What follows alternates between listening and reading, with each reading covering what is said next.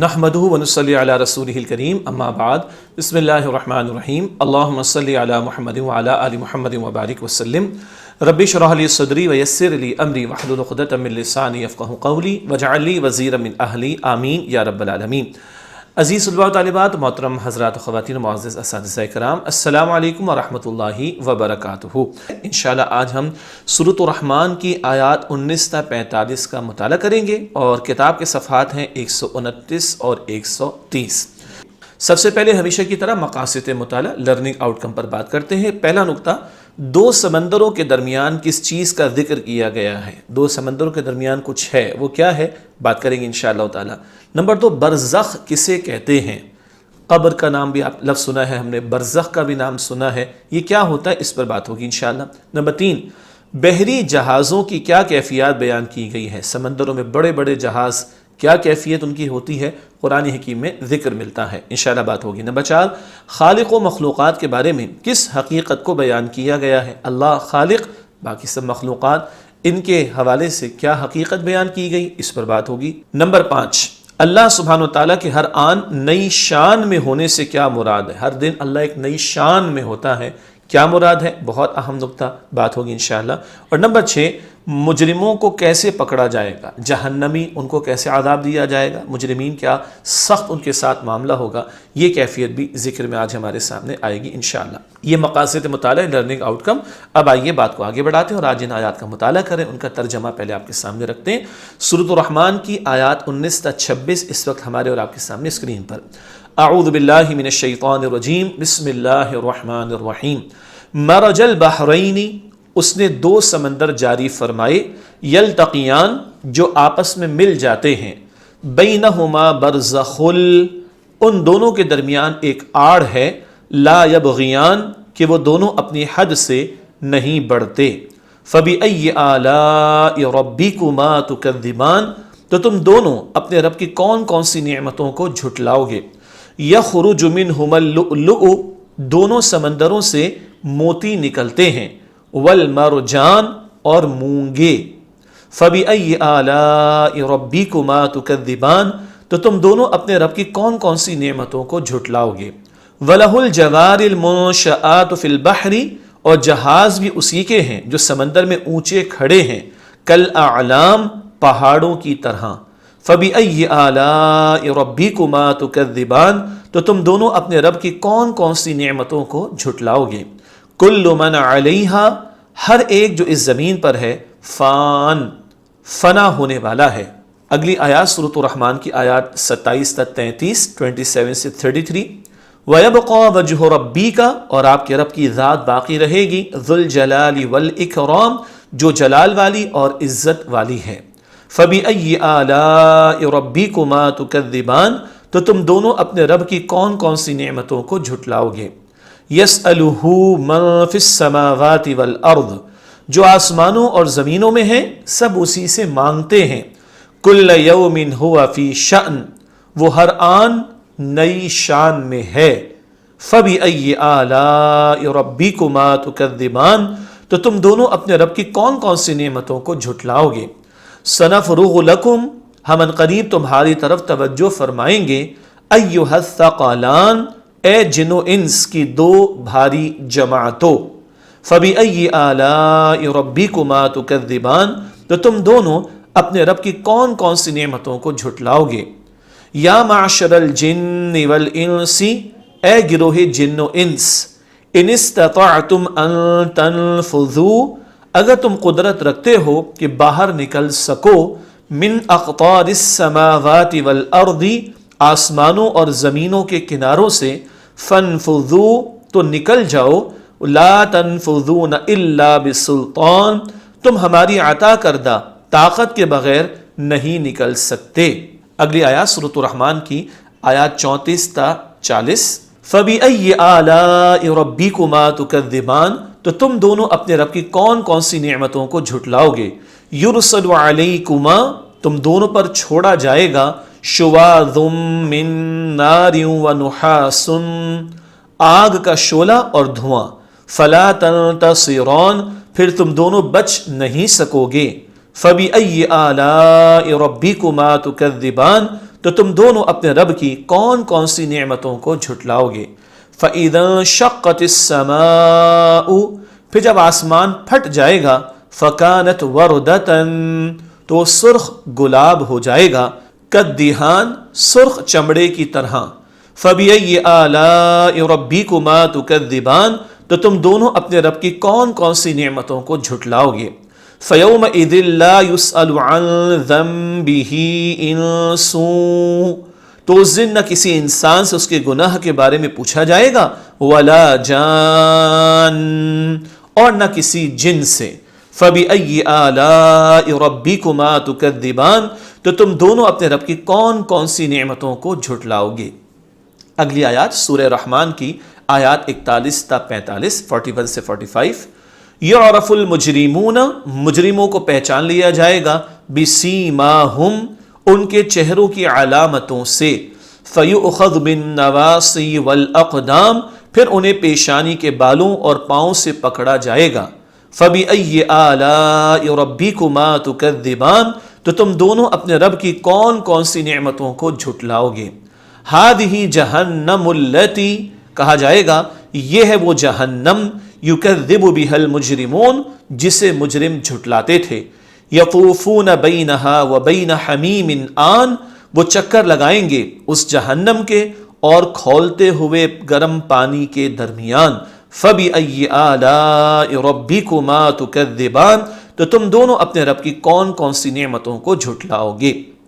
یہ ہیں سورہ رحمان کی وہ آیات، آیت نمبر 19 سے 45 جن کا آج ہم مطالعہ کر رہے۔ ایک دفعہ وہ جواب دہرا لیں، یاد آیا آپ کو؟ جنات نے وہ جواب دیا تھا، لا بشیء من نعمک ربنا نکذب فلک الحمد، اے ہمارے رب تیری نعمتوں میں سے کوئی شے نہیں جس کی ہم تکذیب کرتے ہوں، بس تمام تعریفیں اے اللہ تیرے لیے ہیں۔ اب آئیے ان آیات کی تشریح کا آغاز کرتے ہیں۔ سورۃ الرحمن کی آیت نمبر 19، مرج البحرین یلتقیان اس نے دو سمندر جاری فرمائے جو آپس میں مل جاتے ہیں۔ آیت میں مذکور اللہ سبحانہ و تعالیٰ کی قدرت کا بیان، اللہ تعالیٰ کی بہت ساری نعمتیں اور قدرتوں کا ذکر اس صورت میں ہو رہا ہے۔ اب ایک بڑی اہم قیمتی بات، اللہ سبحانہ و تعالیٰ نے اپنی قدرت سے دو سمندروں یعنی میٹھے اور کھارے کو ملا دیا کہ وہ باہم مل کر چلتے ہیں، مگر آپس میں مل کر ایک دوسرے کی خاصیت کو زائل نہیں کرتے۔ ساتھ چلتے ہیں، میٹھا پانی کھارا پانی، مگر مل جاتے ہیں لیکن ایک دوسرے کی خاصیت کو زائل نہیں کرتے۔ ان کی جو خصوصیات ہیں، کھارا پانی کھارا ہے، میٹھا پانی میٹھا، وہ ختم نہیں ہوتی۔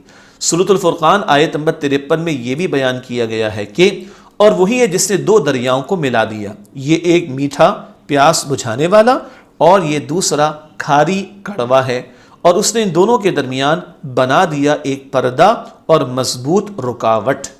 یہ ہے جو سورہ فرقان کی آیت نمبر 53 بھی بتا رہی ہے کہ دو دریا ہیں ساتھ ساتھ، ایک میٹھا پیاس بجھانے والا، دوسرا کھاری کڑوا ہے، اور دونوں کے درمیان ایک رکاوٹ ہے، ایک دوسرے پر غالب نہیں آتا۔ یہی بات اگلی آیت میں آ رہی ہے، آیت نمبر 20، بینہما برزخ لا یبغیان ان دونوں کے درمیان ایک آڑ ہے کہ وہ دونوں اپنی حد سے نہیں بڑھتے۔ برزخ سے مراد برزخ آڑ یا پردے کو کہتے ہیں، برزخ آڑ یا پردے کو کہتے ہیں۔ یہ تو لغوی طور پر ہو گیا، لٹرل میننگ۔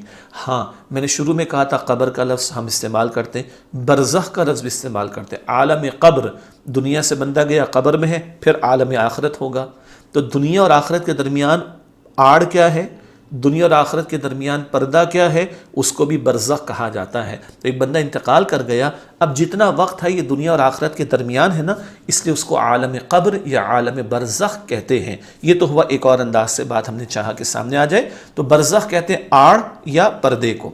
دو سمندروں کے درمیان آڑ سے مراد جہاں دو سمندر آپس میں ملتے ہیں وہاں ان کے درمیان آڑ یعنی سائیکلوکلائن زون ہوتا ہے، جس کی کثافت مسلسل گھٹتی بڑھتی ہے اور جو پانی کی مختلف پرتوں کو ایک دوسرے سے الگ رکھتی ہے۔ اس کثافت میں خصوصیات ہوتی ہیں اور وہ کثافت جو ہے مسلسل گھٹتی بڑھتی ہے، اور جو پانی کی مختلف پرتوں کو، وہ لہریں جو ہوتی ہیں نا، مختلف پرتوں کو ایک دوسرے سے الگ رکھتی ہے۔ اس بات کا مشاہدہ دنیا کے کئی مقامات پر کیا جا سکتا ہے جہاں میٹھے اور کھارے پانی آپس میں باہم مل کر چلتے ہیں۔ بہت ساری مثالیں دنیا میں اس کی دی جا سکتی ہیں۔ علمی بات، بنگال میں اس طرح کے دریا پائے جاتے ہیں، بنگلہ دیش، اراکان سے چٹگام تک 2 دریا بالکل الگ تھلگ نوعیت کے نظر آتے ہیں، ایک کا پانی سفید ہے اور دوسرے کا سیاہ یعنی کالا، اور دونوں کے بیچ ایک دھاری چلی گئی ہے، وہ چلتی رہتی ہے، سفید سفید رہتا ہے، کالا کالا رہتا ہے۔ سبحان اللہ۔ سفید پانی میٹھا اور سیاہ کڑوا۔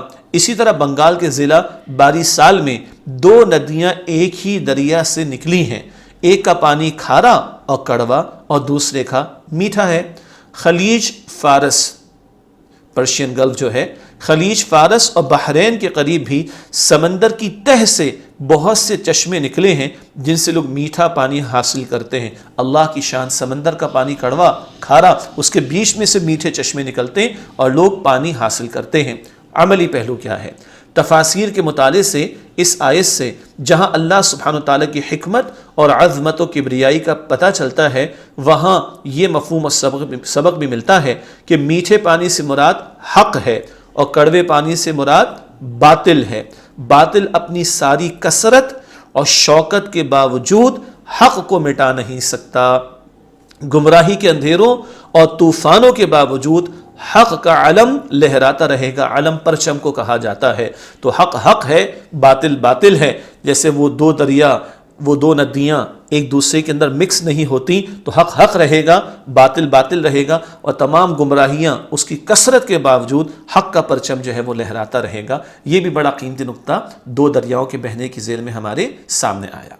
اگلی آیت سورۃ الرحمن کی آیت نمبر 21 ارشاد ہوا فَبِأَيِّ آلَاءِ رَبِّكُمَا تُكَذِّبَانِ، تو تم دونوں اپنے رب کی کون کون سی نعمتوں کو جھٹلاؤ گے۔ اب یہ آیت تو بہت مرتبہ آ چکی، ہر مرتبہ ہم یہ ذکر کر دیں گے آپ کے سامنے۔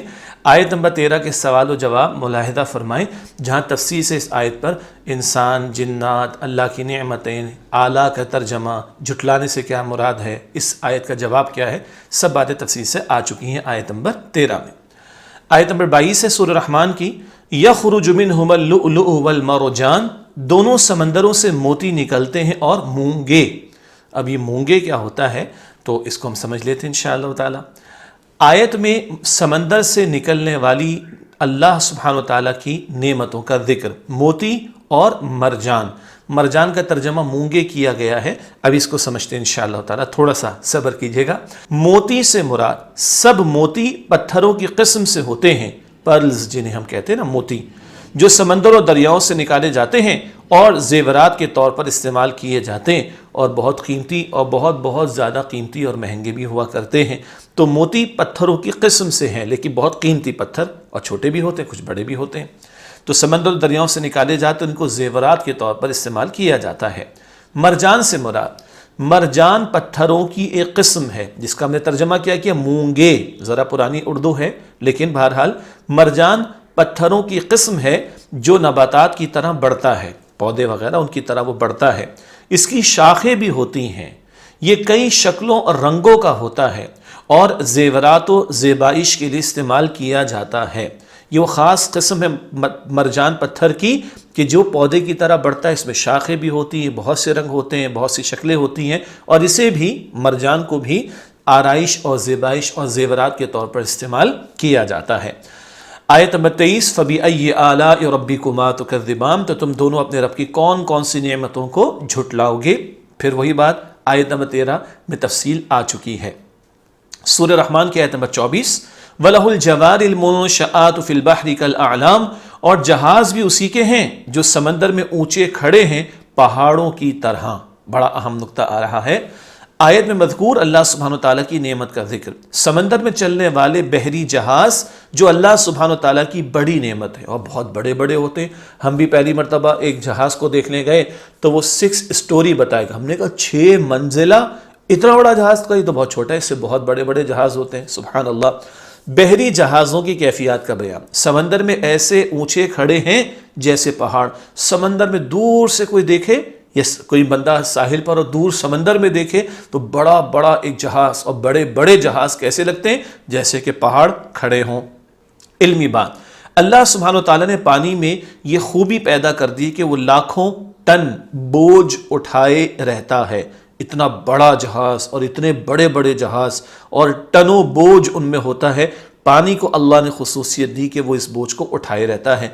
اس نے ایسی چیزیں پیدا فرمائی ہیں، یعنی اللہ نے، اس نے ایسی چیزیں پیدا فرمائی جن سے کشتیاں اور جہاز بنتے ہیں، بھاری بھرکم ہونے کے باوجود ڈوبتے نہیں بلکہ تیرتے چلے جاتے ہیں، اور اسی نے انسان کو وہ سمجھ عطا فرمائی جس سے اس نے جہاز سازی شپنگ کی صنعت میں کمال حاصل کیا، اور کیسے کیسے جہاز سمندر کے اوپر چل رہے ہیں، اور کیا کیا اللہ تعالیٰ نے اس کے اندر انسان کو توفیق عطا فرمائی کہ انسان نے اس میں ویلیو ایڈیشن کیا اور نئے نئے انداز سے سہولیات اس میں فراہم کر دی گئیں۔ کس کی عطا ہے؟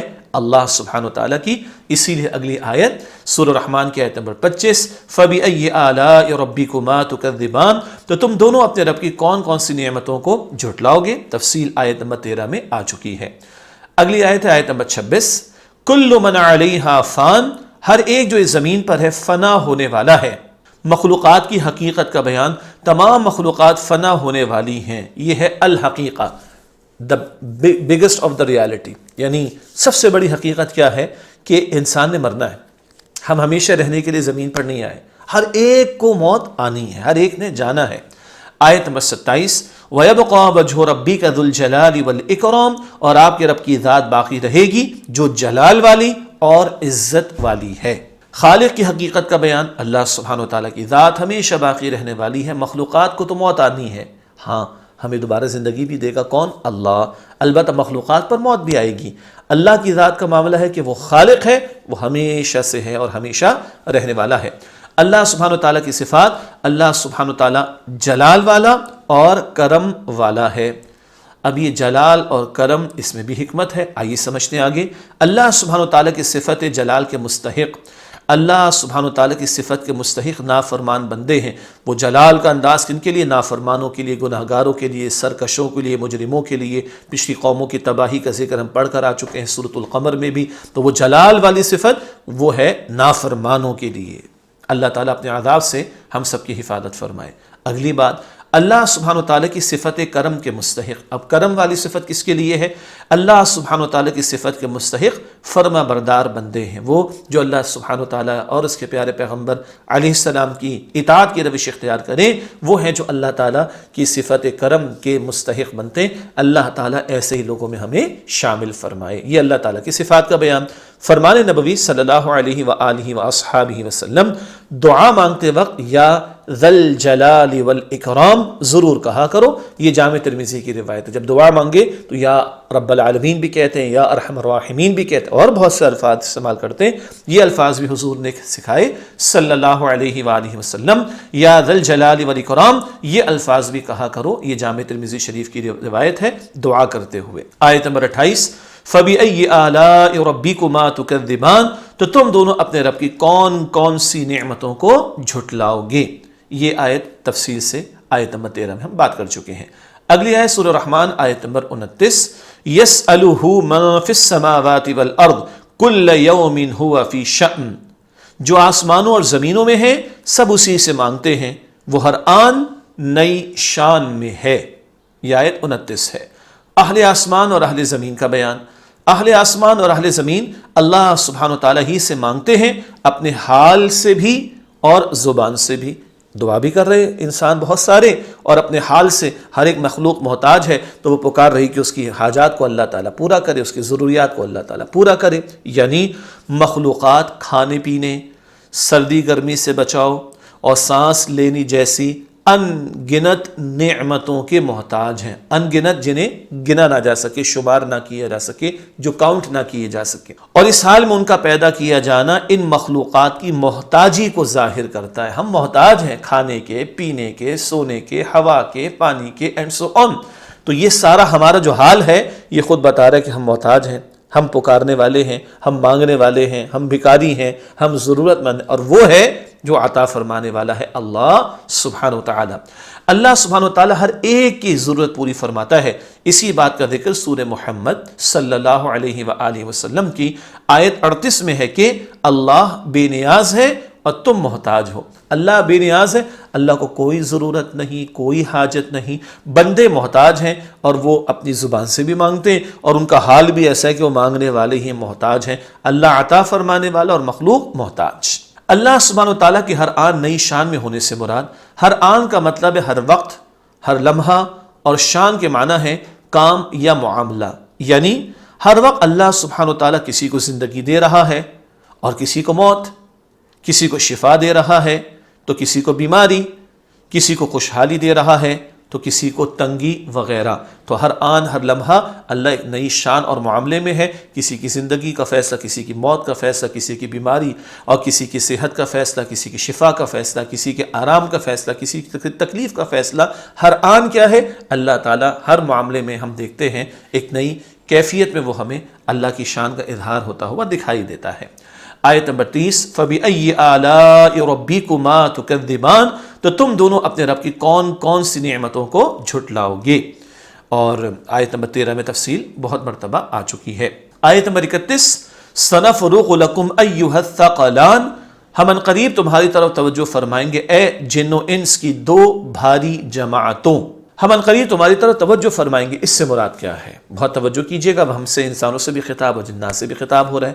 حضرت عبداللہ بن عباس رضی اللہ تعالی عنہما فرماتے ہیں کہ یہ محاورہ ہے، اس کے معنی ہے کہ ہم جلد تمہارا حساب لیں گے، کیونکہ اللہ سبحانہ و تعالی بیک وقت ہر طرف توجہ فرما سکتا ہے، کوئی چیز اس کو روکنے والی نہیں ہے۔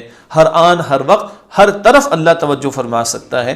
اللہ خالق ہے، سب کچھ اس کے لیے ممکنات میں سے ہے، کوئی شے اس کے لیے ناممکن نہیں ہے اور کوئی شے اس کو اس سے روکنے والی نہیں۔ تو توجہ فرمائیں گے اس سے مراد حساب لیں گے۔ کیا دعا کرنی چاہیے؟ اے اللہ ہم سب کے حساب کو آسان فرما۔ ثقلان سے مراد دو بوجھ، وزن یا جماعتیں ہیں۔ ثقل کشش ثقل، زمین کی گریوٹی کی فورس، بہرحال ثقلان دو سے بنتا ہے۔ ثقلان سے مراد دو بوجھ، وزن یا جماعتیں ہیں۔ یہاں مراد انسان اور جن ہیں، جنہیں ان کی کثیر تعداد کی وجہ سے یا ان کی کثیر تعداد کے مجرم ہونے کی وجہ سے بوجھ کہا گیا ہے، یا ان پر شریعت کا بوجھ ہونے کی وجہ سے انہیں ثقلان کہا گیا ہے۔ بہت بڑی تعداد میں ہے انسان و جنات تو بڑا بھاری بوجھ، بڑی جماعت کا معاملہ، یا ان میں سے بہت سے مجرم ہیں تو گناہوں کے بوجھ کے لیے بوجھ کہا گیا، یا ان پر شریعت کا بوجھ یعنی ذمہ داری ڈالی گئی ہے تو اس لیے بوجھ کا لفظ استعمال ہوا، ثقلان کہا گیا۔ یہ سارے مفاہیم، مفہوم کی جمع مفاہیم، یہ سب باتیں مفسرین نے بیان فرمائی۔ آیت نمبر 32 فَبِأَيِّ آلَاءِ رَبِّكُمَا تُكَذِّبَانِ، تو تم دونوں اپنے رب کی کون کون سی نعمتوں کو جھٹلاؤ گے۔ یہ آیت نمبر 32 اور تفسیر آیت نمبر 13 میں آ چکی ہے۔ اگلی آیت ہے آیت نمبر 33 یا معشر الجن والانس ان استطعتم ان تنفذوا من اقطار السماوات والارض فانفذوا لا تنفذون الا بالسلطان، اے گروہ جن و انس اگر تم قدرت رکھتے ہو کہ باہر نکل سکو آسمانوں اور زمینوں کے کناروں سے تو نکل جاؤ، تم ہماری عطا کردہ طاقت کے بغیر نہیں نکل سکتے۔ یہ آیت نمبر 33 کا ترجمہ ہے۔ انسانوں اور جنوں کی بے بسی کا ذکر۔ انسان اور جن اللہ سبحانہ وتعالیٰ کی پکڑ سے بچنے کے لیے زمین اور آسمان کی حدود سے نکل کر بھاگ نہیں سکتے۔ یہی دو مخلوقات یعنی انسان اور جنات ہیں جنہیں اللہ نے اپنی عبادت کے لیے پیدا کی، اور یہ مکلف ہیں، اکاؤنٹیبل ہوں گے، قیامت کے دن ان کو اللہ کے سامنے پیش ہونا ہے۔ تو کوئی اللہ کی پکڑ اور اس کی طاقت سے باہر نکل کے کہیں جا نہیں سکتا، کوئی بھاگنا چاہے تو بھاگ نہیں سکتا، بچنا چاہے تو اللہ کی پکڑ سے بچ نہیں سکتا۔ ایک وارننگ کے انداز میں بھی بات بیان کی جا رہی ہے۔ سلطان سے مراد شدید قوت اور طاقت، شدید قوت اور طاقت۔ اس کا اطلاق دنیا پر کیا جائے تو مراد ہوگی کہ کائنات کے کناروں تک پہنچنے کے لیے شدید قوت اور طاقت کی ضرورت پڑے گی، اور اگر اس کا اطلاق آخرت پر کیا جائے تو اللہ سبحانہ و تعالیٰ کے حساب و کتاب سے بچنے کے لیے اللہ سبحانہ و تعالیٰ ہی کی شدید قوت و طاقت کی ضرورت پڑے گی۔ دنیا میں مراد ہے کہ شدید قوت و طاقت وہ یہی ہے کہ اس پوری کائنات کے کناروں تک پہنچنا چاہو تو شدید قوت کے بغیر ممکن نہیں، اور وہ ہے نہیں تمہارے پاس، وہ تو اللہ کا اختیار ہے کل کا کل۔ آخرت مراد دی جائے تو اللہ تعالیٰ کے حساب و کتاب سے بچنے کے لیے شدید قوت اللہ ہی کی چاہیے ہوگی، وہی بچائے تو بچ سکتے ہیں، ورنہ کسی کے لیے بچنا ممکن نہیں ہے۔ آیت نمبر 34 فَبِأَيِّ آلَاءِ رَبِّكُمَا تُكَذِّبَانِ، تو تم دونوں اپنے رب کی کون کون سی نعمتوں کو جھٹلاؤ گے۔ آیت نمبر 13 میں تفصیلات آئی ہیں۔ ایک اور اہم نقطہ، نعمتوں کی یاد دہانی۔ عظیم الشان کائنات کی نعمت جس کی حدود سے کوئی نہیں نکل کر بھاگ سکتا، اور اللہ سبحانہ وتعالیٰ کی عظیم قوتیں اور طاقتیں بہت بڑی نعمتیں ہیں، ان کا بھی شکر ادا کرنا چاہیے۔ آیت نمبر 35 ہے سورہ رحمان کی، یرسل علیکما شواظ من نار ونحاس فلا تنتصران، تم دونوں پر چھوڑا جائے گا آگ کا شعلہ اور دھواں، پھر تم دونوں بچ نہیں سکو گے۔ مجرموں کے ساتھ پیش آنے والا معاملہ، ان پر آگ کا شعلہ دھواں چھوڑا جائے گا۔ اب یہ آگ کیسی ہوگی، اس کا دھواں کیسا ہوگا، شعلہ کیسا ہوگا، اس اصل حقیقت کو اللہ ہی جانتا ہے۔ اللہ تعالی ہمیں آگ کے عذاب سے محفوظ فرمائے۔ آگ کا شعلہ اور دھواں چھوڑنے کا نتیجہ مجرم انسان اور جن ان سے اپنا بچاؤ نہیں کر سکیں گے۔ جب اللہ پکڑنے پر آئے، سزا دینے پر آئے تو کوئی بچ نہیں سکتا۔ اللہ اپنی پکڑ، سزا اور عذاب سے ہم سب کی حفاظت فرمائے۔ اگلی آیت سورہ رحمان کی آیت نمبر 36، فَبِأَيِّ آلَاءِ رَبِّكُمَا تُكَذِّبَانِ، تو تم دونوں اپنے رب کی کون کون سی نعمتوں کو جھٹلاؤ گے۔ نعمتوں کی یاد دہانی کرائی جا رہی بار بار۔ آخرت کا ذکر بھی ایک نعمت ہے کہ انسان اور جن خود کو آخرت میں برے انجام سے بچا سکیں۔ یہ نعمت کا بیان بھی، سبحان اللہ، یہ بات کا بیان بھی ایک نعمت ہے۔ میں نعمت ہی کہہ بیٹھا اس کو کیونکہ ہے ہی نعمت۔ یہ بتا دیا جانا کہ آخرت ہے اور تیاری کر لو، یہ بتا دیا جانا بھی نعمت ہے، اس کو بھی نہ جھٹلاؤ، اس پر بھی اللہ کا شکر ادا کرو۔ آیت نمبر 37 فَإِذَا انشَقَّتِ السَّمَاءُ فَكَانَتْ وَرْدَةً كَالدِّهَانِ، پھر جب آسمان پھٹ جائے گا تو وہ سرخ گلاب ہو جائے گا، سرخ چمڑے کی طرح۔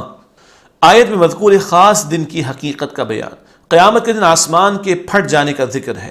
قرآن حکیم میں اور کئی مقامات پر آسمان کے پھٹ جانے کا ذکر ہے، مثلا سورۃ الحاقہ کی آیت نمبر 16، سورۃ الفرقان کی آیت نمبر 25، سورۃ الانشقاق کی آیت نمبر 1، سورۃ الانفطار کی آیت نمبر 1۔ ان کئی مقامات پر آسمان کے پھٹ جانے کا قیامت کے دن ذکر ہے۔ نیز قیامت کے دن آسمان پھٹ کر سرخ گلاب ہو جائے گا، سرخ چمڑے کی طرح۔ اس کا مطلب یہ ہے کہ اس ہنگامہ عظیم کے وقت جو شخص زمین سے آسمان کی طرف دیکھے گا اسے یوں محسوس ہوگا کہ جیسے سارے عالم بالا پر ایک آگ سی ہے۔ اللہ اکبر۔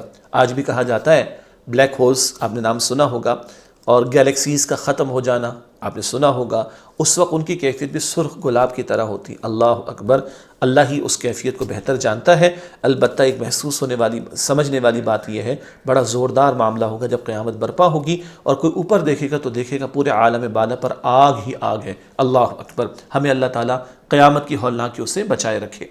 آیت نمبر 38، فَبِأَيِّ آلَاءِ رَبِّكُمَا تُكَذِّبَانِ، تو تم دونوں اپنے رب کی کون کون سی نعمتوں کو جھٹلاؤ گے۔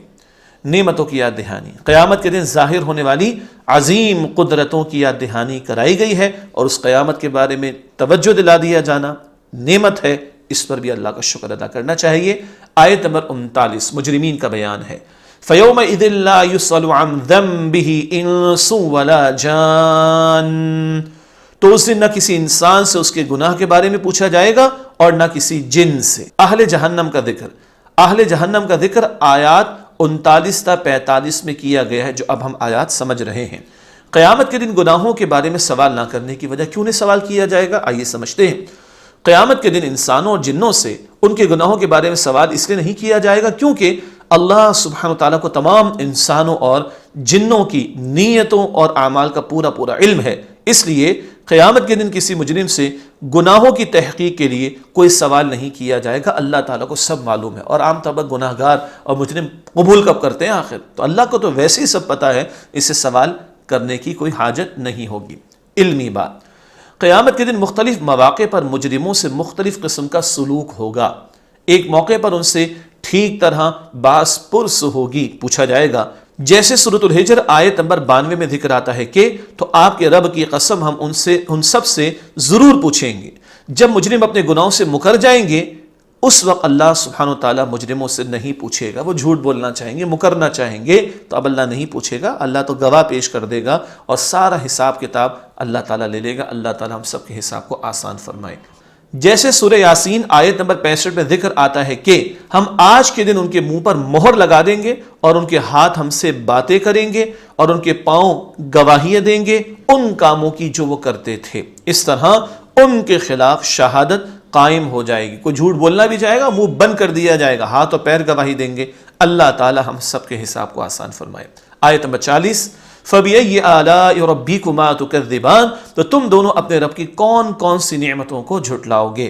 یہ آیت نمبر 40 کے حوالے سے ایک نقطہ ہے، نعمتوں کا بیان، مجرموں کے انجام کی پیشگی خبر ہونا ایک نعمت ہے، اللہ سبحانہ وتعالیٰ کے علم کی وسعت کا اندازہ ہونا بھی ایک نعمت ہے۔ سب پہلے بتا دیا گیا ہے جرم سے بچو ورنہ یہ دیکھو انجام ہونے والا ہے، اور یہ ہے جو اللہ اس انداز سے تمہارے سامنے سارے معاملات کو رکھ دے گا، یہ سب بتا دیا جانا آج جب کہ ہمیں پتہ چل گیا معلوم ہو گیا، یہ بھی نعمت، اس کا شکر کریں اور کل کی فکر کریں۔ اللہ ہم سب کو توفیق عطا فرمائے۔ آیت نمبر 41، یعرف المجرمون بسیماہم فیؤخذ بالنواصی والاقدام، مجرموں کو پہچان لیا جائے گا ان کے چہروں کی علامتوں سے، پھر انہیں پیشانی کے بالوں اور پاؤں سے پکڑا جائے گا۔ قیامت کے دن مجرم کی پہچان، قیامت کے دن مجرم اپنے چہروں کی علامتوں سے پہچانے جائیں گے۔ قرآن حکیم کی دیگر آیات سے معلوم ہوتا ہے کہ مجرموں کے چہرے سیاہ ہوں گے، ان کی آنکھیں پتھرائی ہوئی ہوں گی، یعنی دہشت کا معاملہ ہوگا ان کی آنکھوں پر بھی، استغفر اللہ، ان پر شدید گھبراہٹ طاری ہوگی وغیرہ وغیرہ۔ سورۃ الغاشیہ آیات 1 تا 7 میں تفصیلات دیکھ لیں۔ سورۃ القیامہ آیت نمبر 7، پس جب آنکھیں پتھرا جائیں گی، فَإِذَا بَرِقَ الْبَصَرُ، آنکھیں پتھرا جائیں گی، دہشت کے مارے کھلی کی کھلی رہ جائیں گی۔ اللہ ان ہولناکیوں سے اور برے انجام سے ہم سب کی حفاظت فرمائے۔ مجرموں کی پکڑ کا بیان، مجرموں کو ان کی پیشانی کے بالوں اور پیروں سے پکڑ کر گھسیٹا جائے گا، یہ ذلت کی علامت ہوگی، بالوں سے پکڑ کر کھینچا جائے گا، پیروں سے پکڑ کر گھسیٹا جائے گا، استغفر اللہ۔ آیت نمبر 42، فَبِأَيِّ آلَاءِ رَبِّكُمَا تُكَذِّبَانِ، تو تم دونوں اپنے رب کی کون کون سی نعمتوں کو جھٹلاؤ گے۔ یہ سورہ رحمان کی آیت نمبر 42 نعمتوں کی یاد دہانی بار بار ہو رہی ہے۔ مجرموں کے حشر کی پیشگی اطلاع دی گئی ہے تاکہ انسان و جن اپنے آپ کو برے انجام سے بچا سکے۔ پیشگی کا مطلب پہلے سے، ایڈوانس میں، یہ بھی نعمت، اس پر اللہ کا شکر ادا کرنا چاہیے۔ آیت نمبر 43 ہذہ جہنم التی یکذب بها المجرمون، کہا جائے گا یہ ہے وہ جہنم جسے مجرم جھٹلاتے تھے۔ قیامت کی حقیقت کے بارے میں مجرموں سے خطاب، یہ ہے وہ جہنم جسے مجرم جھٹلاتے تھے، دنیا میں انکار کیا، پیغمبر کی بات قبول نہیں کی، مذاق میں اڑا دی، آج دیکھو جہنم تمہارے سامنے، یہ حق ہے، یہ ہے وہ حقیقت جو تمہارے سامنے آ گئی، مجرموں سے کہا جائے گا۔ آیت نمبر 44 یطوفون بینہا وبین حمیم آن، وہ چکر لگائیں گے اس جہنم کے اور کھولتے ہوئے گرم پانی کے درمیان۔ قیامت کے دن مجرموں کی سزا کا بیان، وہ چکر لگا رہے ہوں گے جہنم اور کھولتے ہوئے گرم پانی کے درمیان، یعنی جہنم میں بار بار پیاس کے مارے ان کا برا حال ہوگا، بھاگ بھاگ کر پانی کے چشموں کی طرف جائیں گے، مگر وہاں کھولتا ہوا گرم پانی ملے گا جس کے پینے سے کوئی پیاس نہ بجھے گی۔ استغفر اللہ، شدید گرمی، جہنم کی آگ کی شدت، پیاس لگے گی تو کھولتا پانی ملے گا، کوئی پیاس نہیں بجھے گی، ذلت، تکلیف اور عذاب میں اور اضافہ ہوگا۔ اللہم اجرنا من النار، اے اللہ ہم سب کو آگ کے عذاب سے محفوظ فرما۔ آج کی کلاس کی آخری آیت ہے سورہ رحمان کی آیت نمبر 45، فَبِأَيِّ آلَاءِ رَبِّكُمَا تُكَذِّبَانِ، تو تم دونوں اپنے رب کی کون کون سی نعمتوں کو جھٹلاؤ گے، کیونکہ اس لیسن کی اور آج کی کلاس کی آخری آیت ہے۔ دوبارہ ہم جنات والا جواب پڑھ لیتے ہیں۔ لا بِشَيْءٍ مِّن نِّعَمِكَ رَبَّنَا نُكَذِّبُ فَلَكَ الْحَمْدُ، اے ہمارے رب تیری نعمتوں میں سے کوئی شے نہیں جس کو ہم جھٹلاتے ہوں، بس تمام تعریفیں اے اللہ تیرے لیے ہیں۔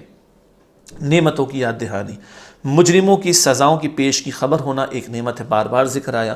یہ جہنم والوں کا ذکر کر کے بار بار کیوں یہ آیت آئی، فَبِأَيِّ آلَاءِ رَبِّكُمَا تُكَذِّبَانِ، اس لیے کہ یہ جہنم کے بارے میں بتا دیا جانا، عذاب کے بارے میں پہلے سے خبردار کر دیا جانا، پیش کی طور پر ان ایڈوانس بتا دیا جانا، یہ بھی اللہ کی نعمت ہے تاکہ ہم اپنے اعمال کی اصلاح کر لیں، اس لیے اس پر بھی شکر کرنا چاہیے۔ عملی پہلو، ہمیں اللہ سبحانہ وتعالیٰ کی نعمتوں کی قدر کرتے ہوئے اس کی اطاعت و فرما برداری میں زندگی گزارنی چاہیے تاکہ ہم اللہ سبحانہ وتعالیٰ کے غیظ و غضب اور جہنم کی ہولناک سزاؤں سے بچ سکیں۔ اللہ تعالیٰ مجھے آپ کو ہم سب کو جہنم کے عذاب سے محفوظ فرمائے، آمین یا رب العالمین۔ انشاءاللہ اگلی کلاس میں پھر آپ سے ملاقات کرتے ہیں، تب تک کے لیے اجازت، وآخر دعوانا ان الحمد للہ رب العالمین، والسلام علیکم ورحمۃ اللہ وبرکاتہ۔